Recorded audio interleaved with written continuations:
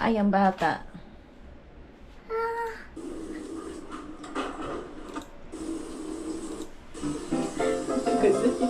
Kita nyo naman. Hello, magandang umaga.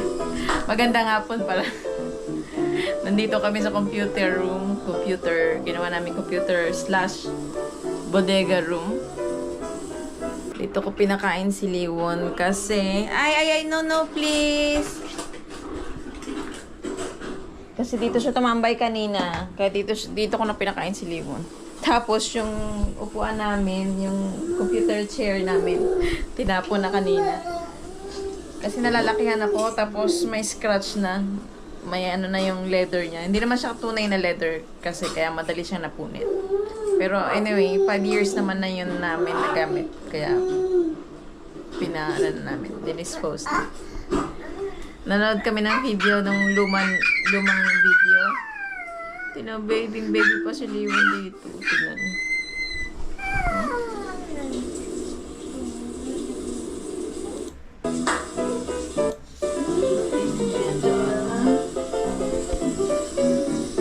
Ganda yan. Baby pa. Ay. Sa lababo ko pa may naliliguan eh. Sa lababo ko yung mapaliguan.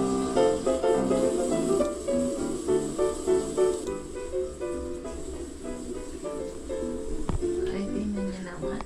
Ay, ito na siya. Oh, ang baby namin. Oh, big boy na eh. Big boy na yan eh. Ay, big boy. Big boy na baby ko. Ay, Hi, good morning. Ay, good morning. Good afternoon po. Hi. Tignan niyo naman yung baby Liwon dyan. Alo. Ang ginagawa ko. Gusto ko na mag-vlog ng time na yan. Kaya lang medyo nahiya pa ng lagay na yan. Gusto ko na yung maging komportable ba? Ewan ko ba, hindi ko ba alam kung gusto ko mag-mukbang. Lahat ng gusto kong gawin. Mukbang, vlog. Wala. Gusto ko lang i-ano ba yung memory, yung itsura namin. Ito, now. Para sa sunod, din look back namin, di ba? Na, wala, nakakatuwa lang panoorin yung itsura mo noon, di ba? Balik-balikan. Ang sarap lang balikan. Kaya yan, kaya naisip ko mag-vlog. I-vlog yung aming buhay. aming araw-araw. Na kahit wala namang masyadong sense, binablog ko. Binire-record ko. Anyway, pagdating naman ng panahon kahit wala naman sense, matutuwa ka pa rin. Kami, na panoorin. So, yun. Ayan, nagme-memory, nag-ano ako dito sa... Ang baby pa si ano. Siguro mga ano dito si Liwon. Ano ba ang niluluto ko dyan? Binirecord ko pa. Yung intestinata yan ng baboy. Tapos bagong laruan siya niyan. Bagong bilig namin. Laruan. Ako naman na nag-enjoy.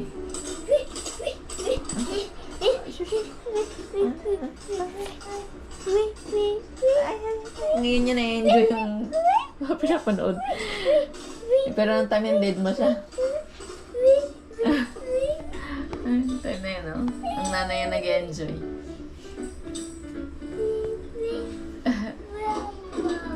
Baby? Baby Liwon. That's baby Liwon. That's baby Liwon. My God. Chuchume.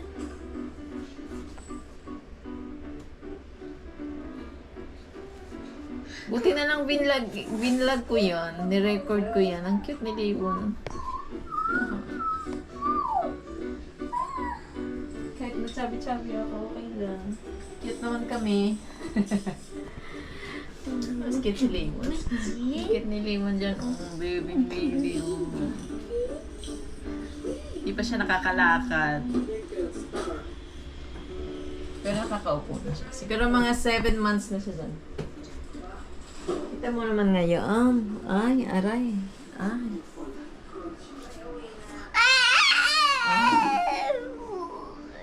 Ayan mo.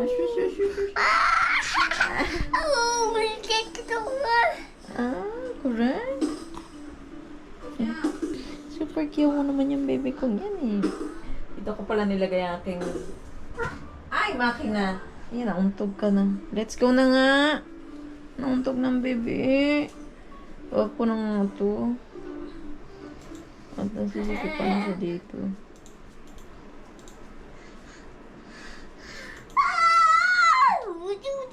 Oh, bujib. Turn off na natin.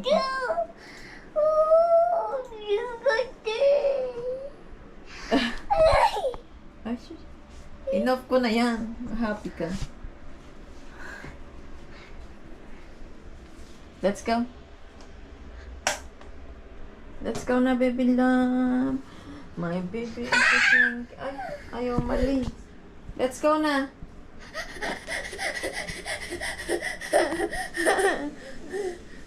Doon na tayo. Finish na malabas. Ay, nag-emote pa. Asa, ilawa. Hindi ba ko na rin pala yung ayos? Nilagay ko na dyan yung playpen niya. Sa dulo.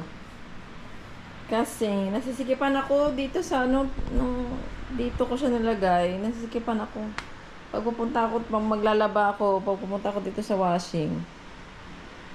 Ang dami kong, dadaan pa ako sa fence. Nasisikipan ako talaga. Kaya, tapos dito ko na lang gagawin. Dito ko na lang ilalagay yung aking puhon-puhon ba. Next year pa naman yung treadmill. Treadmill ko, ilalagay ko dyan. Kasi yung cross rowing namin ay tag nito? Andun siya, doon sa computer room.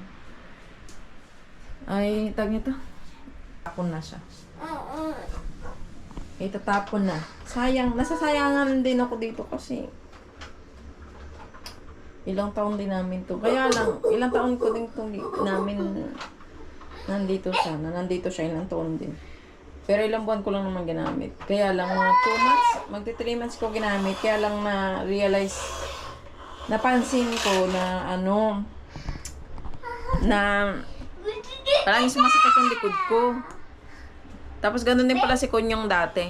Dati rin kasi, nung bago-bago pa to, siya ang gamit ng gamit. As in, araw-araw niya ginagamit. 20 minutes, ganyan, 30 minutes. Tapos, sumakit din yung dito niya. So, hindi ko alam kung kami ba yung mali o yung rowing machine na may problema. Hindi ko alam kung alin doon. Pero, isa din sa, kaya din namin tatapon na. Kasi yung sa may upuan niya, yung pinaka, yung pang slide, hindi, nangabali na. Kaya, ewan ko pa, parang, sobrang na siya, sobrang smooth na siya, sobrang, parang wala na siyang friction. Hindi ko ma-explain. Basta parang, basta, hindi na siya okay. Feeling namin hindi na okay.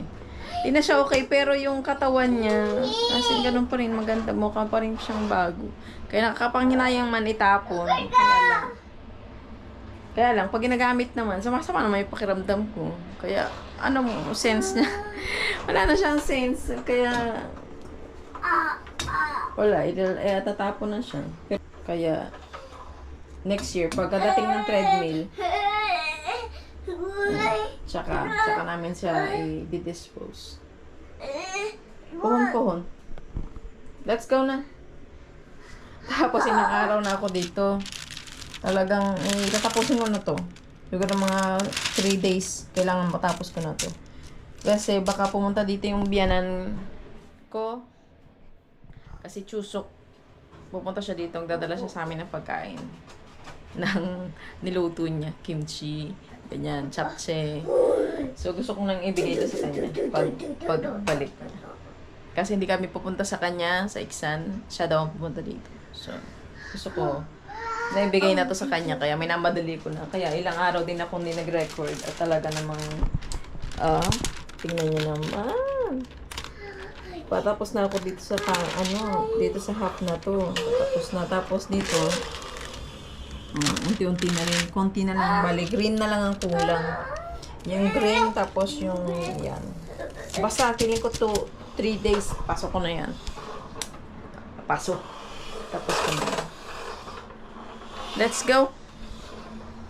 King King! Ayan ang aming ngayong computer / bodega tahian.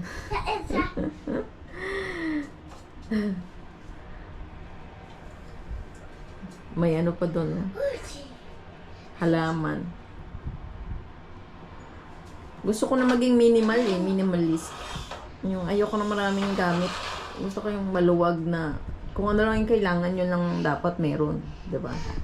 Ayoko na yung dati ganito naman, yung asawa ko minimalist naman yan. Kaya lang ako yung parang, kailangan natin ng ganito, kailangan natin table, kailangan ko ng ganito, kailangan ko ng ganyan. O, di yan. Nag-accumulate na yung mga bili-bili. Ang nangyari, tinapon-tapon din hindi pa naman dapat sana itatapon. Kaya lang, nasisikipan ako or ewan ko ba? Siguro nung dumating si Liwon, gusto ko ng more space para sa kanya. Makagalaw-galaw siya ng maayos. Ayoko na masikip. Maliit na ngayon. Pag maliit ang bahay mo, dapat konti lang gamit. Di yun. Ayoko talaga ng maraming gamit.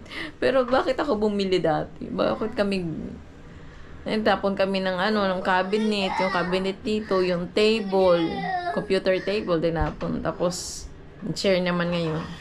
Nangihinayang ako. Sana hindi ko na lang binili kasi tatapon din pala. Anyway, nagamit naman. Kaya nagpasalamat naman ako sa kanila. Sabi nga ni Marie Kondo, magpasalamat ka kasi nagamit mo naman. Diba? Kaya lang, hindi na siya nag-spark ng joy. So, kailangan mo nang i-let go. Ayun. Ayun, ang baby,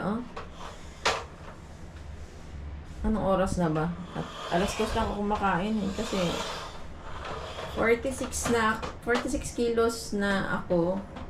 Papunta na akong 45. Kaya lang pa 47 na naman ako kasi kain ako ng kain.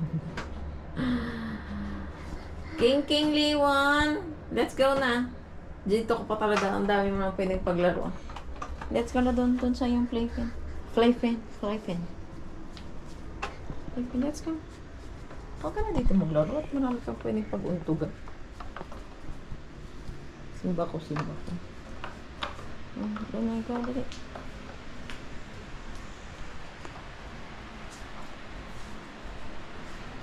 Go to your play. Ay, it's Bombay. It's like, water. Water masyo.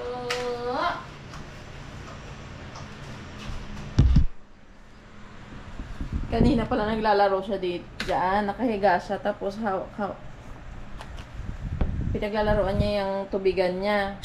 Maya-maya narinig ko, iyak siya eh. Yung pala, nalaglag sa mukha niya. Hiwang konti ang kanyang uso. May dugo. Nalaglag pala kasi ganyan. Nakahiga siya, tapos pinaglalaroan niyang ganyan. Nalaglag siguro. Hindi ko nakita. Narinig ko na lang kasi umiyak na siya. Yun na lang ang aking sa palagay. Yung nangyari. Ala! Tumingin. Ay. Naloloka na ang mami. Ay ka. Can you say mama? Mama? Can you say mama's name?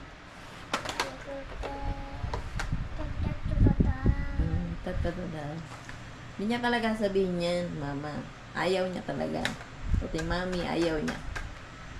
Gigil ako niyan eh. Gigil mo ko, bebe? Ay, gigil talaga yan siya eh.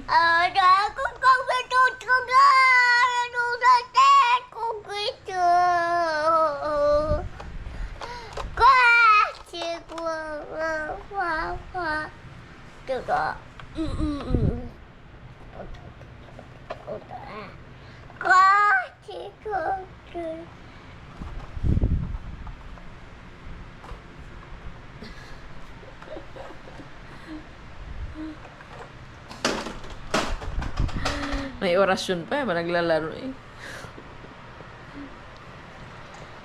Bimbilab na yan talaga.